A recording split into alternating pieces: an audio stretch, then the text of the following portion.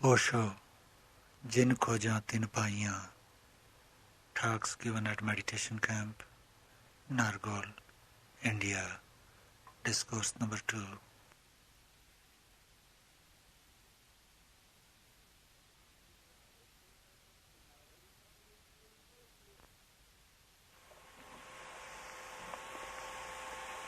मेरे प्रिय आत्मा,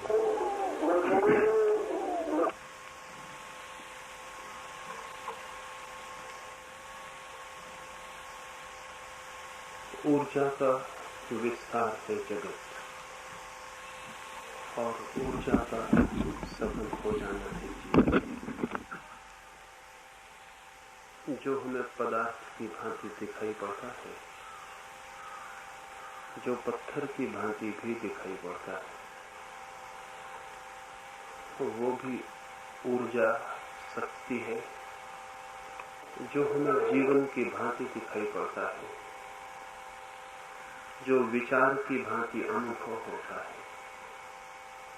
जो चेतना की भांति प्रतीत होता है, तो वो भी उसी ऊर्जा, उसी शक्ति का रूपांतरण है। सारा जगत, चाहे सागर की लहरें और चाहे सरू के वृक्ष और चाहे रेत के कण और चाहे आकाश के तारे और चाहे हमारे भीतर जो है वो सब एक ही शक्ति का अनंत अनंत रूपों में प्रकट है। हम कहाँ शुरू होते हैं और कहाँ समाप्त होते हैं कहना मुश्किल है। हमारा शरीर भी कहाँ समाप्त होता है ये भी कहना मुश्किल है।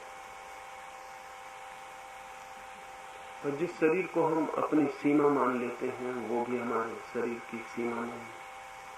10 करोड़ मील दूर सूरज है, अगर ठंडा हो जाए तो हम यहाँ अभी ठंडे हो जाएं। इसका मतलब ये हुआ कि हमारे होने में सूरज पूरे समय मौजूद है और हमारे शरीर का हिस्सा है। सूरज ठंडा हुआ कि हम ठंडे हुए।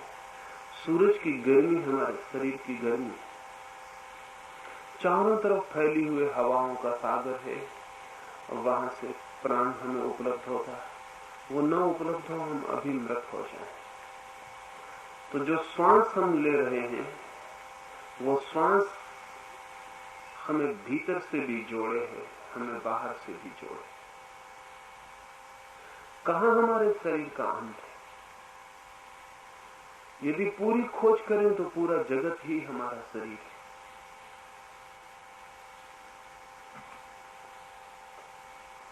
अनंत असीम हमारा शरीर है और ठीक से खोज करें तो सब जगह हमारे जीवन का केंद्र है और सब जगह विस्तार है।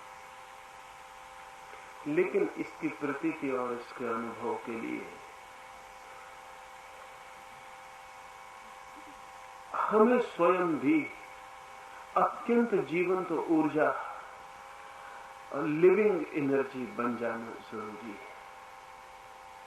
जिसे मैं ध्यान कह रहा हूं वो हमारे भीतर ठहर गए, अवरुद्ध हो गई धाराओं को सब भांति मुक्त कर देने का नाम।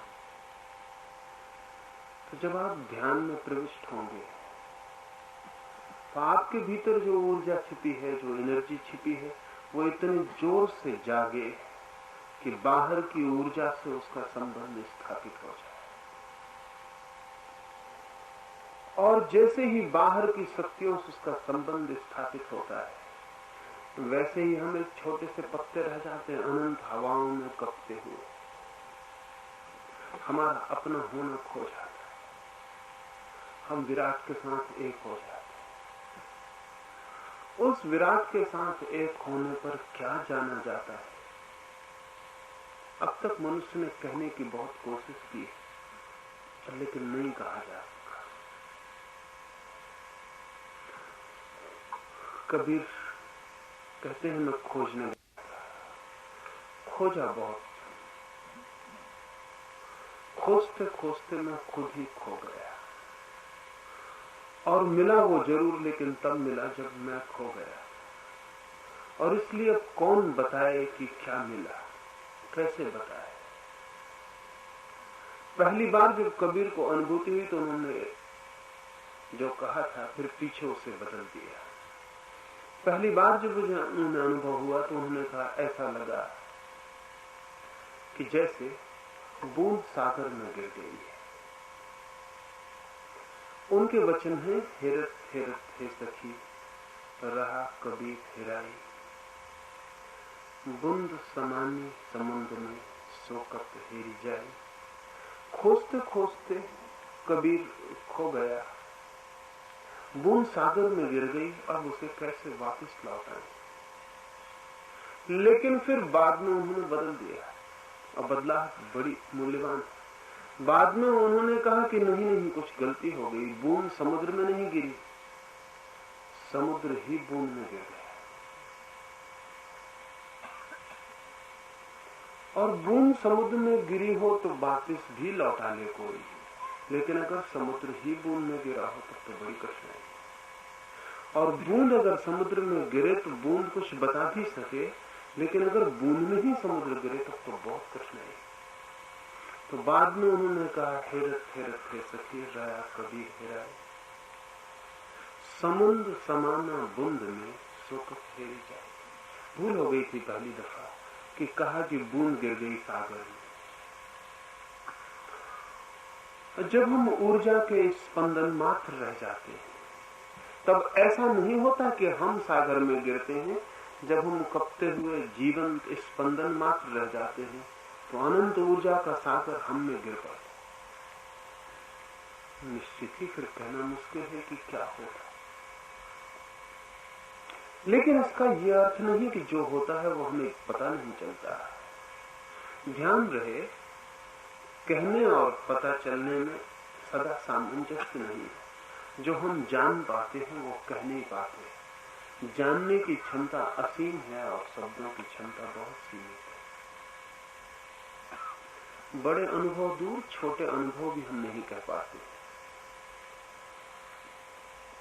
अगर मेरे सिर में दर्द है तो वो भी मैं नहीं कह पाता, और अगर मेरे हृदय में प्रेम की पीड़ा है तो वो भी नहीं कह पाता। पर ये तो बड़े छोटे अनुभव हैं, और जब परमात्मा हम पर गिर पड़ता है तब जो होता है उसे तो कहना बिल्कुल ही कठिन। लेकिन जान हम जरूर पाते हैं, पर उस जानने के लिए हमें सब भांति शक्ति का एक स्पंदन मात्र रह जाना जरूरी है। जैसे एक आंधी, एक तूफान, ऐसा शक्ति का एक उबलता हुआ झरना भर हम हो जाएं। हम इतने जोर से स्पंदित हों, हमारा रोआ रोआ, हृदय की धड़कन धड़कन, श्वास श्वास, उसकी प्यास, उसकी प्रार्थना, उसकी प्रतीक्षा से इस भांति भर जाए कि हम प्यास ही रह जाएं, प्रतीक्षा ही रह जाएं, हमारा होना ही मिट जाए। उस क्षण में ही उससे मिलन, और वो मिलन कहीं बाहर घटित नहीं होता। जैसे मैंने रात कहा, वो मिलन हमारे भीतर ही घटित होता है। हमारे भीतर ही सोए हुए केंद्र हैं, हमारे सोए केंद्र से ही शक्ति उठेगी और ऊपर फैलेगी। एक बीज पड़ा है, फिर एक फूल खिलता है। फूल और बीज को जोड़ने के लिए वृक्ष को तना बनाना पड़ता है, शाखाएं फैलानी पड़ती है। फूल छिपा था बीज में ही, कहीं बाहर से नहीं आता, लेकिन प्रकट होने के लिए बीज और फूल तक के बीच में जोड़ने वाला एक तना चाहिए। तो वो तना भी बीज से निकलेगा, वो फूल भी बीज से निकलेगा। हमारे भीतर भी बीज ऊर्जा, सीड फोर्स पड़ी हुई है, उठेगी तो तने की जरूरत है। वो तना भी हमारे भीतर उपलब्ध है। जिसे हम रीढ़ की तरह जानते हैं बाहर से, ठीक उसके निकट ही वो यात्रा पथ है जहां से बीज ऊर्जा उठेगी और फूल तक पहुंच जाएगी। वो फूल बहुत नामों से पुकारा गया है, हजार पखरियों वाले कमल की तरह। जिन्हें उसका अनुभव हुआ है उन्होंने कहा है 1000 पखरियों वाले कमल की तरह। जैसे 1000 पखरी वाला कमल खिल जाए, ऐसा हमारे मस्तिष्क में कुछ खिलता है, कुछ फ्लावर होता है, लेकिन उसके खिलने के लिए नीचे से शक्ति का ऊपर तक पहुंच जाना जरूरी है। और जब ये शक्ति ऊपर की तरफ उठना शुरू होगी तो जैसे भूकंप आ जाएगा, जैसे अर्थक्वेक हो गया हो, ऐसा पूरा व्यक्तित्व कप उठेगा। उस कंपन को रोकना नहीं, उस कंपन में सहयोगी होना, कोऑपरेट करना है। साधारणता हम रोकना चाहेंगे तो मुझे कई लोग आते हैं कि डर लगता है कि पता नहीं क्या हो जाए। अगर डरेंगे तो गति ना हो पाएगी। भय से ज्यादा आधार्मिक और कोई वृत्ति नहीं, भय से बड़ा और कोई पाप नहीं। फियर जो है शायद वो सबसे गहरा, नीचे रखने में हमें सबसे बड़ा पत्थर वही है। और भय बड़े अजीब थे और बड़े क्षुद्र है। कोई मुझे आके कहता है कि ऐसा लगता है पास पड़ोस के बैठे लोग क्या कहेंगे कि मुझे क्या हो रहा है। पास पड़ोस के लोगों का भय हमें परमात्मा से रोक ले सकता है।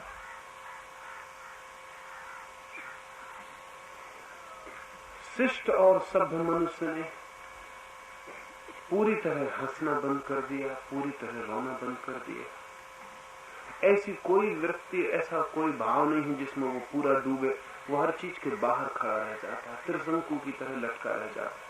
हंसते हैं तो हम डरे हुए, रोते हैं तो हम डरे हुए। पुरुषों ने तो जैसे रोना छोड़ ही दिया, उनको ख्याल ही नहीं है कि रोना भी कुछ आयाम है, वो भी कोई दिशा है। हमारे ख्याल में नहीं है कि जो नहीं रो सकता उस व्यक्तित्व में कुछ बुनियादी कमी होगा। उस व्यक्तित्व का कोई एक हिस्सा सदा के लिए कुंठित हो गया और वो हिस्सा सदा पत्थर के बोझ की तरह उसके ऊपर अटका रहेगा। जिन्हें ऊर्जा के जगत में प्रवेश करना है, उस सुप्रीम एनर्जी की यात्रा करनी है, उन्हें सब भय छोड़ देने पड़ेंगे और सरल होकर, अगर शरीर कपता हो, कंपित होता हो, गिरता हो, नाचने लगता हो, ये जान के आपको आश्चर्य होगा, और लेकिन जान लेना जरूरी है कि जितने भी योगासन हैं वे सब ध्यान की स्थितियों में आकस्मिक रूप से ही उपलब्ध हुए हैं। उन्हें किसी ने बैठ के सोच के निर्मित नहीं किया, उन्हें किसी ने बैठ के तैयार नहीं किया है। वो तो ध्यान की स्थिति में शरीर ने वैसी स्थितियां ले ली हैं और तब पता चला कि ये स्थितियां, और तब धीरे धीरे एसोसिएशन भी पता चला कि जब मन एक दशा में जाता है तो शरीर इस दशा में चला जाता है। तब फिर ये ख्याल में आ गया कि अगर शरीर को इस दशा में ले जाया जाए तो मन उस दशा में चला जाएगा। जैसे हमें पता है कि अगर भीतर रोना भर जाए तो आंख से आंसू आ जाते हैं, अगर आंख से आंसू आ जाए तो भीतर रोना भर जाएगा। ये एक ही चीज के दो छोर हो गए। जैसे हमें क्रोध आता है तो किसी के सिर के ऊपर हमारा हाथ उसे मारने को उठ जाता है। जैसे हमें क्रोध आता है तो मुट्ठियां बंध जाती है। जैसे हमें क्रोध आता है तो दांत बिक जाते हैं। जैसे हमें क्रोध आता है तो आंखें लाल हो जाती। और जब प्रेम आता है तब तो मुट्ठियां नहीं भिजती, तब तो दांत नहीं भिजते, तब तो आंखें लाल नहीं हो जाती। जब प्रेम आता है तो कुछ और होता है। अगर मुट्ठियां भिजी भी हो तो खुल जाती, अगर दांत भिजे भी हो तो खुल जाती, अगर आंख लाल भी हो तो शांत हो जाती। प्रेम की अपनी व्यवस्था है। ऐसे ही ध्यान की प्रत्येक स्थिति में भी शरीर की अपनी व्यवस्था है। इसको ऐसा समझें कि अगर शरीर की उस व्यवस्था में आपने बाधा डाली तो भीतर चित्त की व्यवस्था में बाधा पड़ जाएगी। जैसे अगर कोई आपसे कहे कि क्रोध करिए लेकिन आंखें लाल ना हो, क्रोध करिए लेकिन मुट्ठी ना भिजे, क्रोध करिए लेकिन दांत ना भिजे, तो आप क्रोध ना कर पाएंगे। क्योंकि शरीर का ये जो आनुषांगिक हिस्सा है, इसके बिना आप कैसे क्रोध कर पाएंगे। अगर कोई कहे कि सिर्फ क्रोध करिए, शरीर पर कोई परिणाम ना हो, तो आप क्रोध ना कर पाएंगे। अगर कोई कहे कि सिर्फ प्रेम करिए, लेकिन आपकी आंखों से अमृत न बरसे और आपके हाथों में प्रेम की लहरें न दौड़े और आपका हृदय न धड़कने लगे और आपकी सांस और तरह से न चलने लगे, आप सिर्फ प्रेम करिए, शरीर पर कुछ प्रकट मत होने दीजिए, तो आप कहेंगे बहुत मुश्किल, ये नहीं हो सकता। तो जब ध्यान की स्थितियों में शरीर विशेष रूप से मुड़ने लगे, घूमने लगे, तब अगर आप उसे रोकते हैं तो भीतर की स्थिति को भी आप पंगु कर देंगे, वो स्थिति फिर आगे नहीं बढ़ेगी। जितने योगासन हैं वे सब ध्यान की स्थितियों में ही उपलब्ध हुए। मुद्राओं का बहुत विस्तार हुआ, अनेक प्रकार की आपने बुद्ध की मूर्तियां देखी होंगी, बहुत मुद्राओं में। वे मुद्राएं भी मन की किन्हीं विशेष अवस्थाओं में पैदा हुई। फिर तो मुद्राओं का एक शास्त्र बन गया। फिर तो बाहर से देख के कहा जा सकता है, अगर आप झूठ ना कर रहे हो और ध्यान में सीधे बह जाएं, तो आपकी जो मुद्रा बनेगी उसे देख के भी बाहर से कहा जा सकता है कि भीतर आपके क्या हो रहा है। उसको भी रोक नहीं लेना है। मेरी अपनी समझ में तो नृत्य भी पहली बार ध्यान में ही जन्मा है। मेरी समझ में तो जीवन में जो भी महत्वपूर्ण है उसके कहीं मूल स्रोत ध्यान से संबंधित है। मीरा कहीं नाचना सीखने नहीं गई, और लोग सोचते होंगे कि मीरा ने नाच नाच के भगवान को पा लिया, तो गलत सोचते। मीरा ने भगवान को पा लिया इसलिए नाच उठी, बात बिल्कुल दूसरी। नाच नाच के कोई भगवान को नहीं पाता, लेकिन कोई भगवान को पा ले तो नाच सकता है। और जब समुद्र गिरे बूंद में और बूंद नाचने न लगे तो क्या करे। और जब किसी भिखारी के द्वार पर अनंत खजाना टूट पड़े और भिखारी न नाचे तो क्या करे। लेकिन सभ्यता ने मनुष्य को ऐसा जकड़ा है कि वो नाच भी नहीं सकता। मेरी समझ में दुनिया को अगर वापस धार्मिक बनाना हो तो हमें जीवन की सहजता को वापस लौटाना पड़ेगा। तो ये हो सकता है कि जब ध्यान की ऊर्जा जगे आपके भीतर तो सारे प्राण नाचने लगे, उस वक्त आप शरीर को मत रोक लेना, अन्यथा बात वही ठहर जाएगी, रुक जाएगी और कुछ होने वाला था वो नहीं हो पाएगा। लेकिन हम बड़े डरे हुए लोग हैं, हम कहेंगे कि अगर मैं नाचने लगूं, मेरी पत्नी पास बैठी है, मेरा बेटा पास बैठा है, वे क्या सोचेंगे कि पिताजी और नाचते। अगर मैं नाचने लगूं तो पति पास बैठे हैं, वे क्या सोचेंगे कि मेरी पत्नी पागल तो नहीं हो गई।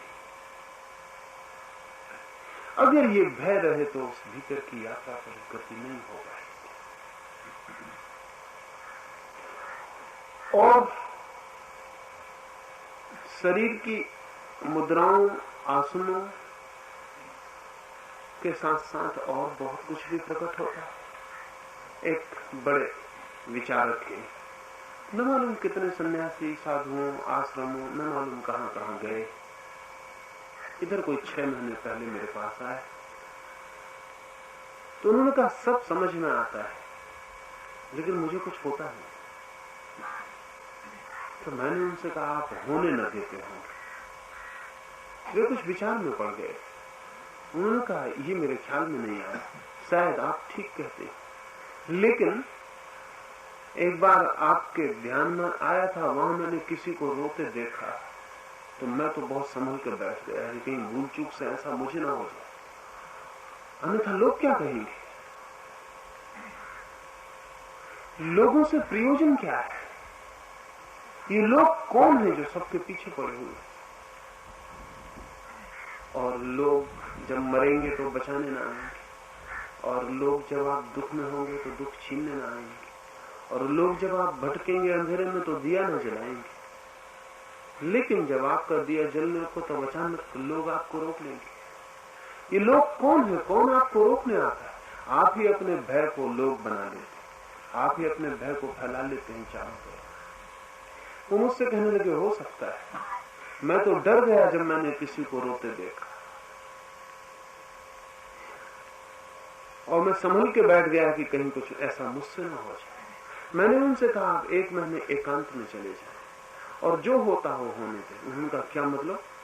मैंने कहा कि अगर गालियां बकने का मन होता हो तो बकें, चिल्लाने का मन होता हो बकें, रोएं, रोने का होता हो रोएं, नाचने का होता हो नाचें, दौड़ने का होता हो दौड़ें, पागल होने का मन होता हो तो महीने भर के लिए पागल हो जाए। उन्होंने कहा, मैं न जा सकूंगा। तो क्यों? उन्होंने कहा कि आप जैसा कहते हैं, मुझे कई बार डर लगता है कि अगर मैं अपने को बिल्कुल छोड़ दूं जैसा सहज आप कहते हैं, तो ठीक है कि मुझे पागलपन प्रकट हो जाएगा। तो मैंने उनसे कहा, आप दबाए रहेंगे, इससे कुछ फर्क तो नहीं पड़ता, प्रकट होगा तो निकल जाएगा, दबा रहेगा तो सदा आपके साथ रह जाएगा।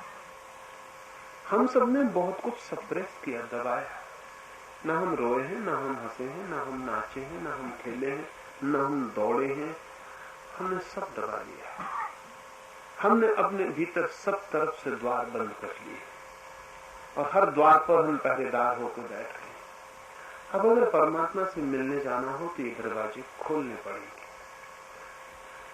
तो डर लगेगा, क्योंकि जो जो हमने रोका है वो प्रकट हो सकता है। अगर आपने रोना रोका है तो रोना बहेगा, हंसना रोका है हंसना बहेगा। उस सबको बह जाने दें, उस सबको निकल जाने दें। तो यहां तो हम आए ही इसलिए इस एकांत में है कि यहां लोगों का भय न होगा, और सरू के वृक्ष बिल्कुल ही उनका संकोच न करें, वो आपसे कुछ भी न कहेंगे, बल्कि वे बड़े प्रसन्न होंगे। और सागर की लहरें भी आपसे कुछ न कहेंगी।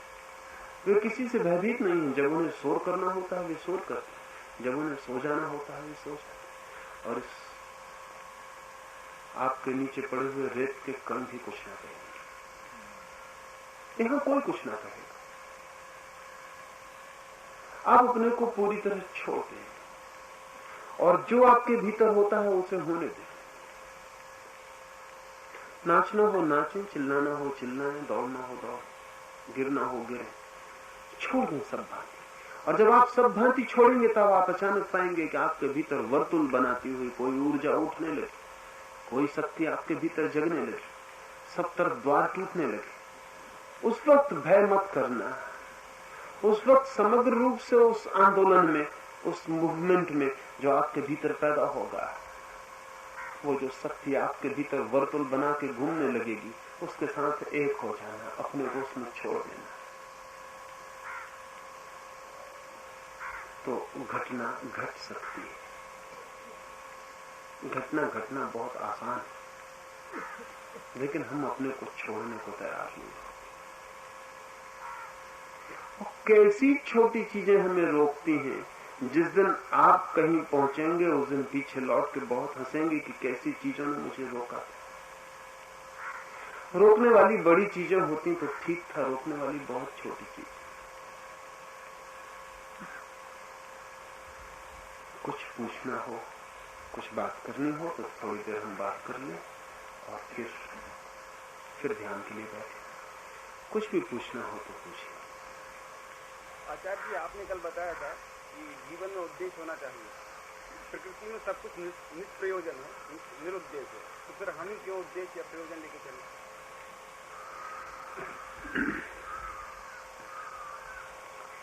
निश्चित ही वे मित्र पूछते हैं कि प्रकृति में सभी निरुद्देश्य, तो हम ही क्यों उद्देश्य लेकर चले?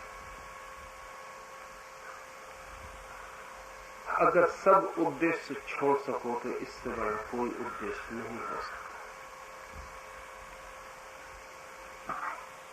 अगर प्रकृति जैसे हो सको तो सब हो गया, लेकिन आदमी अब प्राकृतिक हो गया है, इसलिए वापस लौटने के लिए उसे प्रकृति तक जाने के लिए भी उद्देश्य बनाना पड़ता। ये दुर्भाग्य है। वही तो मैं कह रहा हूं कि सब छोड़ दो, लेकिन अभी तो हमने इतना पकड़ लिया है कि छोड़ना भी हमें एक उद्देश्य ही होगा। वो भी हमें छोड़ना पड़ेगा। हमने इतने जोर से पकड़ा है कि हमें छोड़ने में भी मेहनत करनी पड़ेगी। हालांकि छोड़ने में कोई मेहनत की जरूरत नहीं, छोड़ने में क्या मेहनत करनी होती। ये ठीक है कि कहीं कोई उद्देश्य नहीं है, क्यों नहीं है, लेकिन नहीं होने का कारण ये नहीं है कि निरुद्देश्य है प्रकृति। नहीं होने का कारण ये है कि जो है उसके बाहर कोई उद्देश्य नहीं है। एक फूल खिला है, वो किसी के लिए नहीं खिला है और किसी बाजार में बिकने के लिए भी नहीं खिला है। राह से कोई गुजरे और उसकी सुगंध ले इसलिए भी नहीं खिला है। कोई गोल्ड मेडल उसे मिले, कोई महावीर चक्र मिले, कोई पद्मश्री मिले, इसलिए भी नहीं खिला है। फूल बस खिला है क्योंकि खिलना आनंद है, खिलना ही खिलने का उद्देश्य है। इसलिए ऐसा भी कह सकते हैं कि फूल निरुद्देश्य खिला है। और जब कोई निरुद्देश्य खिलेगा तभी पूरा खिल सकता है, क्योंकि जहां उद्देश्य से भीतर वहां थोड़ा अटकाव हो जाएगा। अगर फूल इसलिए खिला है कि कोई निकले उसके लिए खिला है, तो अगर वो आदमी भी रास्ते से नहीं निकल रहा तो फूल अभी बंद रहेगा। जब वो आदमी आएगा तब खिलेगा। लेकिन जो फूल बहुत देर बंद रहेगा, हो सकता है उस आदमी के पास आ जाने पर भी खिल ना पाए, क्योंकि ना खिलने की आदत मजबूत हो जाए। नहीं, फूल इसीलिए पूरा खिल पाता है कि कोई उद्देश्य नहीं है। ठीक ऐसा ही आदमी भी होना चाहिए, लेकिन आदमी के साथ कठिनाई ये है कि वो सहज नहीं रहा है, वो असहज हो गया है। उसे सहज तक वापस लौटना है, और ये लौटना फिर एक उद्देश्य ही होगा। तो मैं जब उद्देश्य की बात करता हूं तो वो उसी अर्थों में जैसे पैर में कांटा लग गया हो और दूसरे कांटे से उसे निकालना पड़े। अब कोई आके कहे कि मुझे कांटा लगा ही नहीं है तो मैं क्यों कांटे को निकालूं, उससे मैं कहूंगा निकालने का सवाल ही नहीं, तुम पूछने ही क्यों आए हो। कांटा नहीं लगा है तब बात ही नहीं, लेकिन कांटा लगा है तो फिर दूसरे कांटे से निकालना। वो मित्र ये भी कह सकता है कि एक कांटा तो वैसे ही मुझे परेशान कर रहा है, अब आप दूसरा कांटा और पैर में डालने को कहते हो। पहला कांटा परेशान कर रहा है, लेकिन एक कांटे को दूसरे कांटे से ही निकालना पड़े। हाँ, एक बात ध्यान रखनी जरूरी है कि दूसरे कांटे को घाव में वापस मत रख लेना कि इस कांटे ने बड़ी कृपा की, एक कांटे को निकाला तब इस कांटे को हम अपने पैर में रख लें, तब नुकसान हो जाएगा। जब कांटा निकल जाए तो दोनों कांटे फेंक देना। जब हमारा जो हमने अप्राकृतिक जीवन बना लिया है, जब वो सहज हो जाए तो अप्राकृतिक को भी फेंक देना और सहज को भी फेंक देना, क्योंकि जब सहज पूरा होना हो तो सहज होने का ख्याल भी बाधा देता है। फिर तो जो होगा होगा। नहीं, मैं नहीं कहता हूं कि उद्देश्य चाहिए, इसलिए कहना पड़ता है उद्देश्य कि आपने उद्देश्य पकड़ रखे हैं, कांटे लगा रखे हैं, अब उन कांटों को कांटों से ही निकालना पड़ेगा। मन, बुद्धि, चित्त और अहंकार ये पृथक पृथक वस्तुएं, एंटिटीज हैं या एक चीज है, और आत्मा इनसे भिन्न है या इनका समूह को आत्मा कहा जाता है, और इसमें से जड़ कौन सी चीज और चेतन कौन सी चीज है, ये समझ। मित्र पूछते हैं कि मन, बुद्धि, चित्त और अहंकार ये अलग अलग हैं, अलग अलग एंटाइटीज हैं, अलग अलग वस्तुएं हैं या एक ही। और वे ये भी पूछते हैं कि ये आत्मा से अलग है या आत्मा के साथ ही एक है। और वे ये भी पूछते हैं कि ये जड़ है या चेतन है, या क्या जड़ है और क्या चेतन है, और उनका विशिष्ट स्थान कौन सा है। पहली बात तो ये, इस जगत में जड़ और चेतन जैसी दो वस्तुएं नहीं। जिसे हम जड़ कहते हैं वो सोया हुआ चेतन है, और जिसे हम चेतन कहते हैं वो जागा हुआ जड़ है। असल में जड़ और चेतन जैसे दो पृथक अस्तित्व नहीं है, अस्तित्व तो एक का ही है। उस एक का नाम ही परमात्मा है, ब्रह्म है, कोई और नाम दे, और वो एक ही जब सोया हुआ है तब जड़ मालूम होता है, और जब जागा हुआ है तब चेतन मालूम होता है। इसलिए जड़ और चेतन के ऐसे दो भेद करके ना चलें। काम चलाऊ शब्द हैं, लेकिन ऐसी कोई दो चीजें नहीं है। विज्ञान भी इस नतीजे पर पहुंच गया कि जड़ जैसी कोई चीज नहीं है, मैटर जैसी कोई चीज नहीं। ये बड़े मजे की बात है कि आज से 50-60 साल पहले नीत्शे ने यह घोषणा की कि ईश्वर मर गया है, और 50 साल बाद विज्ञान को यह घोषणा करनी पड़ी कि ईश्वर मरा हो या ना मरा हो, लेकिन मैटर जरूर मर गया है, पदार्थ अब नहीं। क्योंकि जैसे जैसे पदार्थ के भीतर विज्ञान उतरा तो पाया कि पदार्थ पे गहरे उतरो पदार्थ खो जाता है और सिर्फ एनर्जी, ऊर्जा रह जाती है। अणु के विस्फोट पर जो बचता है परमाणु, वो सिर्फ ऊर्जा कण। परमाणु के विस्फोट पर जो इलेक्ट्रॉन्स, पॉजिट्रॉन्स और न्यूट्रॉन्स बचते हैं वे केवल विद्युत कण। उन्हें कण कहना भी ठीक नहीं, क्योंकि कण से पदार्थ का बोध होता है।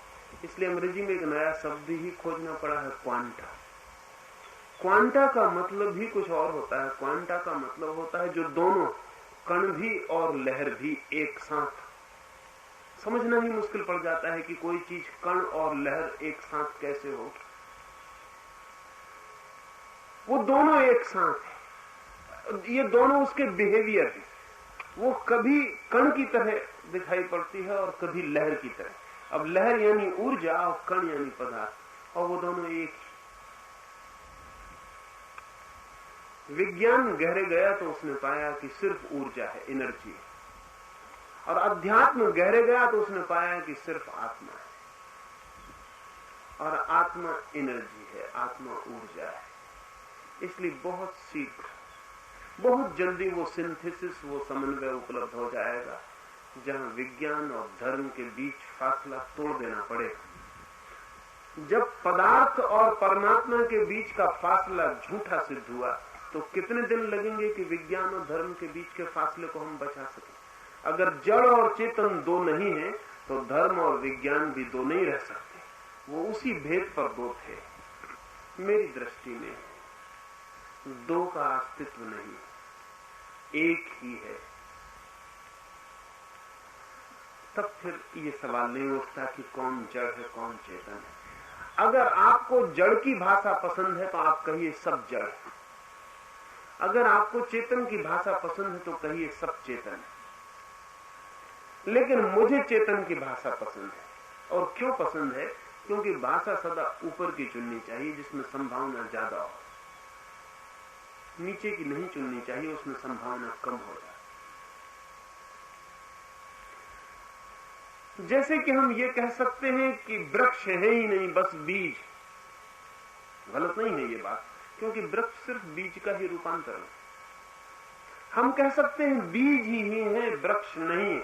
लेकिन खतरा है इसमें खतरा यह है कि कुछ बीज कहें, जब बीज ही है तो हम वृक्ष क्यों बने? वो बीज ही रह जाए। नहीं, ज्यादा अच्छा होगा कि हम कहें वृक्ष ही है, बीज नहीं है।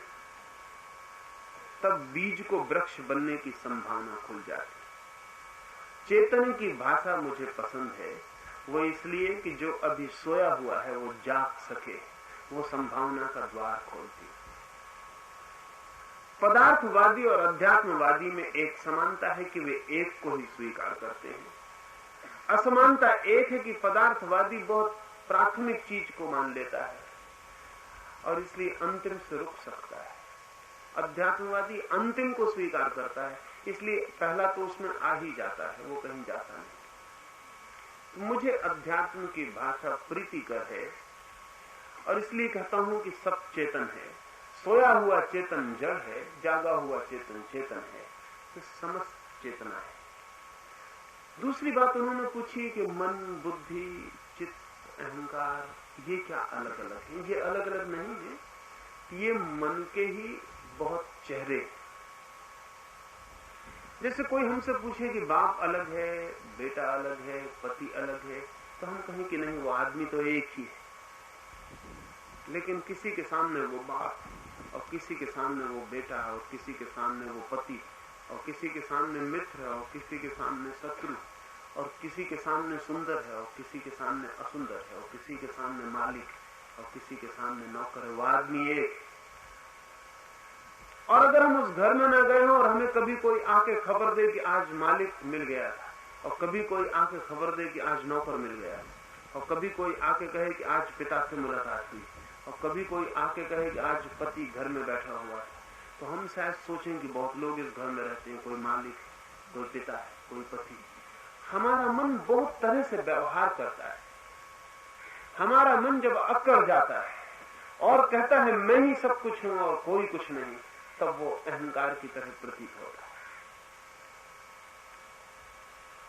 वो मन का एक ढंग है, वो मन के व्यवहार का एक रूप है। तब वो अहंकार, जब वो कहता है मैं ही सब कुछ, जब मन घोषणा करता है कि मेरे सामने और कोई कुछ भी नहीं, तब मन अहंकार। और जब मन विचार करता है, सोचता है, तब वो बुद्धि। और जब मन न सोचता, न विचार करता, सिर्फ तरंगों में बहा चला जाता है, अनडायरेक्टेड। जब मन डायरेक्शन लेके सोचता है, एक वैज्ञानिक बैठा है प्रयोगशाला में और सोच रहा है कि अणु का विस्फोट कैसे हो, डायरेक्टेड थिंकिंग, तब मन बुद्धि है। और जब मन निरुद्देश, निर्लक्ष्य, सिर्फ बहा जाता है, कभी सपना देखता है, कभी धन देखता है, कभी राष्ट्रपति हो जाता है, तब वो चित्त है। तब वो सिर्फ तरंगे मात्र है, और तरंगे असंगत, असंबद्ध, तब वो चित्त है। और जब वो सुनिश्चित एक मार्ग पर बहता है, तब वो बुद्धि है। ये मन के ढंग हैं बहुत, लेकिन मन ही है। और वे पूछते हैं कि ये मन, बुद्धि, अहंकार, चित्त और आत्मा अलग हैं या एक? सागर में तूफान आ जाए तो तूफान और सागर एक होते हैं या अलग? विक्षुब्ध जब हो जाता है सागर तो हम कहते हैं तूफान।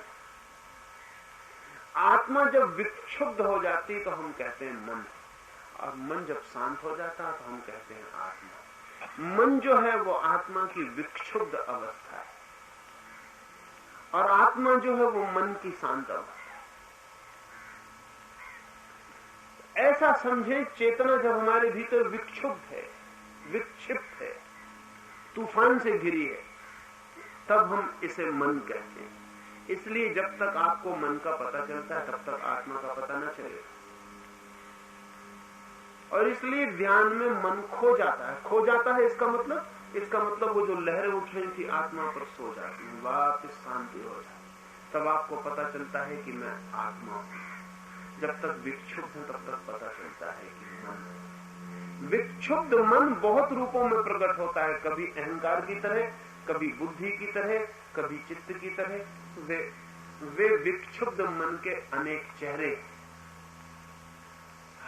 आत्मा और मन अलग नहीं, आत्मा और शरीर भी अलग नहीं, क्योंकि तत्व तो एक है और उस एक के सारे रूपांतर है। और उस एक को जान लें तो फिर कोई झगड़ा नहीं, शरीर से भी नहीं, मन से भी नहीं। उस एक को एक बार पहचान लें तो फिर वही है, फिर रावण में भी वही है, फिर राम में भी वही है। फिर ऐसा नहीं कि राम को नमस्कार कराएंगे और रावण को जलाएंगे, ऐसा नहीं। फिर नमस्कार दोनों को ही कराएंगे या दोनों को ही जलाएंगे, क्योंकि दोनों में वही है। एक है तत्व, अनंत है अभिव्यक्तियां। एक है सत्य, अनेक है रूप। एक है अस्तित्व, बहुत हैं उसके चेहरे, मुद्राएं। लेकिन इसे फिलोसॉफी की तरह समझेंगे तो नहीं समझ में आ सकेगा, इसे अनुभव की तरह समझेंगे तो समझ में आ। तो ये तो मैंने समझाने के ख्याल से कहा, लेकिन जब आप ही उतरेंगे उस एक में तभी आप जानेंगे कि अरे जिसे जाना था शरीर की तरह वो भी तू ही है, और जिसे जाना था मन की तरह वो भी तू ही है, और जिसे जाना था आत्मा की तरह वो भी तू ही है। जब जानते हैं तब सिर्फ एक ही रह जाता, इतना ज्यादा एक रह जाता कि जानने वाला और जो जानता है और जो जाना जाता है इनमें भी कोई फासला नहीं रह जाता। वह जानने वाला और जाना जाने वाला दोनों एक ही रह जाता। उपनिषद का एक ऋषि पूछता है, कौन है वहां जानता, कौन है वहां जो जाना जाता, किसने वहां देखा, कौन है जो वहां देखा गया, कौन था जिसने अनुभव किया, कौन था जिसका अनुभव हुआ। नहीं, वहां इतना भी दो नहीं रह जाता, वहां अनुभव करने वाला भी नहीं बचता है, सब फासले गिर जाते। लेकिन विचार तो फासले बनाए बिना नहीं चल सकता। विचार तो फासले बनाएगा, वो कहेगा ये शरीर, ये मन, ये आत्मा, ये परमात्मा। विचार फासले बनाएगा। क्यों? क्योंकि विचार समग्र को एक साथ नहीं ले सकता। विचार बहुत छोटी खिड़की है, उससे हम टुकड़े टुकड़े को ही देख पाते। जैसे एक बड़ा मकान हो और उसमें एक छोटा छेद, और उस छोटे छेद से मैं देखूं तो कभी कुर्सी दिखाई पड़े, कभी टेबल दिखाई पड़े, कभी मालिक दिखाई पड़े, कभी फोटो दिखाई पड़े, कभी घड़ी दिखाई पड़े। छोटे छेद से सब टुकड़े टुकड़े दिखाई पड़े, पूरा कमरा कभी दिखाई ना पड़े, तो वो छेद बहुत छोटा है। और फिर दीवार गिरा के मैं भीतर पहुंच जाऊं तो पूरा कमरा एक साथ दिखाई पड़े। विचार बहुत छोटा छेद है जिससे हम सत्य को खोजते हैं, उसमें सत्य खंड खंड होकर दिखाई पड़ता है। लेकिन जब विचार को छोड़ के हम निर्विचार में पहुंचते हैं, ध्यान में, तब समग्र टोटल दिखाई पड़ता है। और जिस दिन वो पूरा दिखाई पड़ता है उस दिन बड़ी हैरानी होती है, अरे एक ही था, अनंत होकर दिखाई पड़ता है, पर वो अनुभव से ही। हाँ, कहीं आपको ध्यान में प्रवेश करने में कितने साल? मित्र पूछते हैं कि मुझे ध्यान में प्रवेश करने में कितने साल लगे। ध्यान में प्रवेश तो एक क्षण में हो जाता है। हाँ, दरवाजे के बाहर कितने ही जन्म घूम सकते हैं, दरवाजे पे प्रवेश तो एक ही क्षण हो जाता है। क्षण भी ठीक नहीं, क्योंकि क्षण भी काफी बड़ा है। क्षण के भी 1000वें हिस्से में हो जाता है, वो भी ठीक नहीं, क्योंकि क्षण का 1000वां हिस्सा भी टाइम का ही हिस्सा है। असल में ध्यान तो प्रवेश होता है टाइमलेसनेस में, समय रहते ही नहीं और प्रवेश हो जाता है। इसलिए अगर कोई कहे कि ध्यान में प्रवेश में मुझे घंटा भर लगा तो गलत कहता है, कहे कि साल भर लगा तो गलत कहता है। क्योंकि जब ध्यान में प्रवेश होता है तो वहां समय नहीं होता, समय होता ही नहीं। हाँ, ध्यान का जो मंदिर है उसके बाहर आप जन्मों तक चक्कर काटते रहे, लेकिन वो प्रवेश नहीं। तो चक्कर तो मैंने भी बहुत जन्म काटे, लेकिन वो प्रवेश नहीं। लेकिन जब प्रवेश हुआ तो वो प्रवेश बिना समय के ही हो गया, बिना किसी समय के हो गया। इसलिए सवाल बड़ा कठिन पूछ लिया आपने। अगर उस सब का हिसाब हम रखें जो मंदिर के बाहर घूमने में वक्त बिताया, तो वो अंतहीन हिसाब, वो अनंत जन्मों का हिसाब है। उसको भी बताना मुश्किल, क्योंकि बहुत लंबा है, उसकी भी कोई गणना नहीं की जा सकती।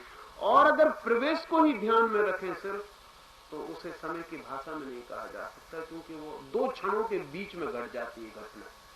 एक क्षण गया, दूसरा अभी आया नहीं, और बीच में वो घटना घट जाती है। आपकी घड़ी में 1 बजा और फिर 1:01 बजा, और बीच में जो गैप छूट गया उस गैप में होती है वो घटना।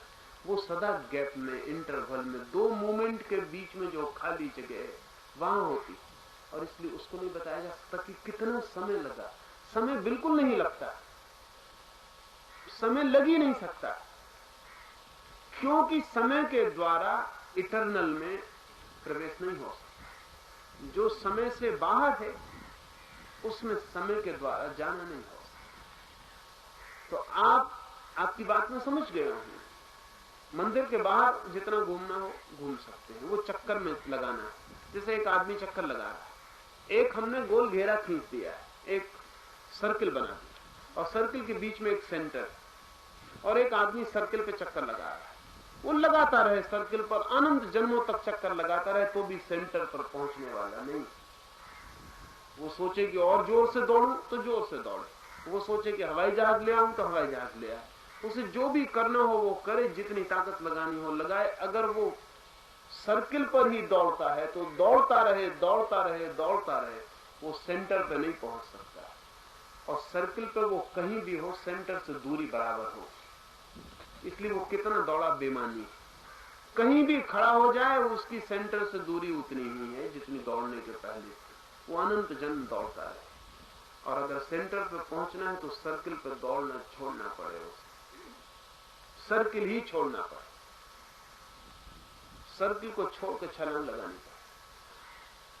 अगर फिर वो आदमी सेंटर पे पहुंच जाए तो आप उससे पूछें कि सर्किल पर कितनी यात्रा करके तुम सेंटर पे पहुंचे, तो वो आदमी क्या कहे?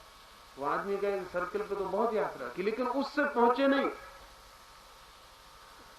वो तो सर्किल पे बहुत चले लेकिन उससे पहुंचे ही नहीं। तो आप उससे पूछे कितने मील चल के पहुंचे, वो कहे कि नहीं कितने ही मील चले, उससे पहुंचे नहीं। चले तो बहुत लेकिन उससे पहुंचना ना हुआ, और जब पहुंचे तब सर्किल से छलांग लगा के पहुंचे, और वहां मील का सवाल नहीं। ठीक ऐसी बात है, समय में नहीं घटना घटती है। और समय तो हमने सबने बहुत गंवाया है, समय तो हम सबने बहुत गंवाया है। जिस दिन आपको भी घटेगी उस दिन आप भी ना बता सकेंगे कि कितनी देर में ये हुआ। नहीं, देरी का सवाल ही नहीं। जीसस से किसी ने पूछा है कि तुम्हारे उस स्वर्ग में कितनी देर हम रुक सकेंगे? तो जीसस ने कहा तुम बड़ा कठिन सवाल पूछते। There shall be time no longer. तुम पूछते हो तुम्हारे उस स्वर्ग में कितनी देर हम रुक सकेंगे। बड़ी मुश्किल का सवाल पूछते हो, क्योंकि वहां तो समय न होगा, इसलिए देरी का हिसाब कैसे लगेगा। ये समझने जैसा है कि समय जो है वो हमारे दुख से जुड़ा है, आनंद में समय नहीं होता। आप जितने दुख में हैं समय उतना बड़ा होता है। रात घर में कोई खाट पर पड़ा है मरने के लिए, तो रात बहुत लंबी होती है। घड़ी में तो उतनी हो, कैलेंडर में उतनी ही हो, लेकिन वो जो खाट के पास बैठा है जिसका परिजन मर रहा है, उसके लिए रात इतनी लंबी हो जाती है कि लगता है चुकेगी कि नहीं चुकेगी, ये रात खत्म होगी कि नहीं होगी, सूरज उगेगा कि नहीं उगेगा, ये रात कितनी लंबी होती चली जाती, और घड़ी उतना ही कहती। और तब देखने वाले को लगेगा कि घड़ी आज धीरे चलती ही है, रुक गई, कैलेंडर की पकड़ी उखड़ने के करीब आ गई, सुबह होने लगी, लेकिन ऐसा लगता है कि लंबा लंबा। बर्ट्रैंड रसल ने कहीं लिखा है कि मैंने अपनी जिंदगी में जितने पाप किए